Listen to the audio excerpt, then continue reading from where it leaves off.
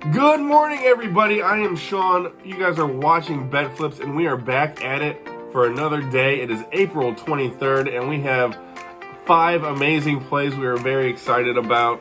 We went 2-2 yesterday, just lost the slimmest amount of juice. So we're still up for the month of April, over 21.5 units. Absolutely amazing. This whole last week, we have been crushing it. And we're going to continue that today with our 5 plays. However, we're just going to recap yesterday. We had the St. Louis Cardinals and Reds. That ended up going 4-1. We had the Cardinals on the money line. That was an easy winner. Then in the White Sox Twins, they just didn't score any runs. So we didn't win that one, unfortunately. The one game that was upsetting, we could have had a great day of going 3-1. The Atlanta Hawks, they crushed it in the fourth quarter. Trae Young, he was absolutely amazing. Miami blew, I believe it was a 14-point lead in the fourth quarter. At one point, Atlanta was on a 21-7 run.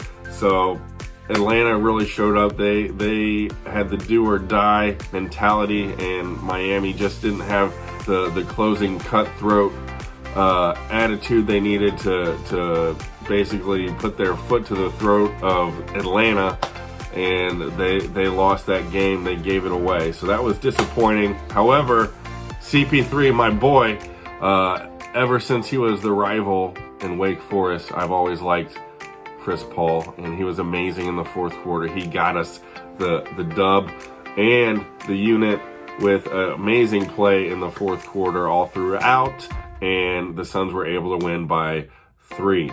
So those were our plays yesterday. We're going to get right into it today. There's a bunch of afternoon games, so you want to get these in early. Our first game is the Cleveland Indians against the New York Yankees, and Cal Quantrill, I believe he's Paul Quantrill's son if you're an MLB fan from the 90s. He's pitching for the Indians.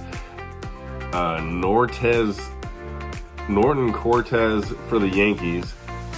Nestor Cortez, something like that. He's pitching for the Yankees. Both pitchers really have not had any long distance into games. They've both been pitching only about 5 innings.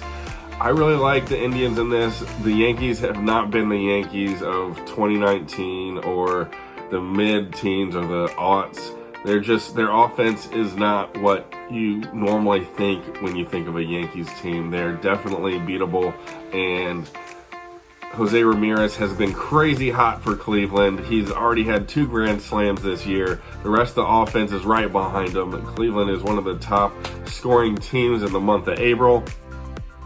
I think Quantrill will give enough for the Indians to stay in it and then beat up that bullpen of the Yankees. So I like the Indians. They are the underdog. You can get them at plus 140, I think. And yeah, I like the Indians in this. Then we're going to go back to the Cardinals and Reds. The Reds are not a good team. They just lost their 10th in a row. And we're going to keep riding that because the line is only at minus 115. Dakota Hudson's on the mound for the Cardinals. Tyler Mahle is on the mound for the Reds. So you could argue that Mahle is the better pitcher, but the Cardinals are the better team. I like the Cardinals on the money line, minus 115.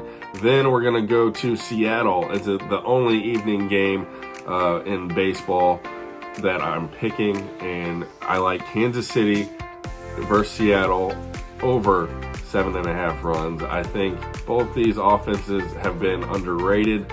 That's a really low run line in Seattle, a big park. I think Kansas City is going to break out. Runs are going to be scored tonight in that game, I guarantee it. So then we're going to move over to the NBA, and we're going to ride the 76ers. I think they're here to close out against the Raptors. Minus 3 is the line. I think the 76ers can take that home tonight. And then the Celtics are on the road against the Brooklyn Nets. They're sitting at plus 3. I think the Celtics are just the better team. And to get plus points, we're going to take the Celtics at +3. Those are our plays, everybody. If you guys like this information, please smash that like button. And as always, drop a comment on your favorite game of the day. And we will see you tomorrow.